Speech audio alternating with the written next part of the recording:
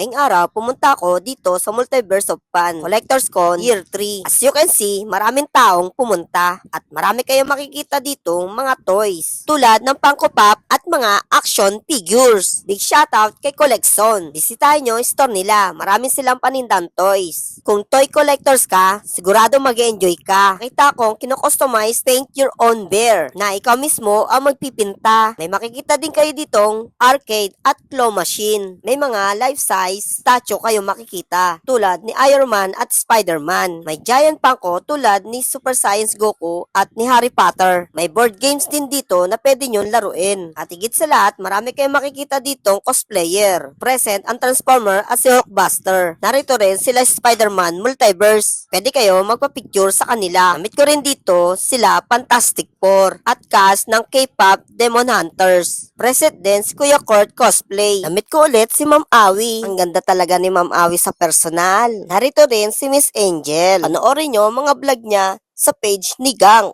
So hanggang dito muna ang ating video. Kita-kits ulit tayo!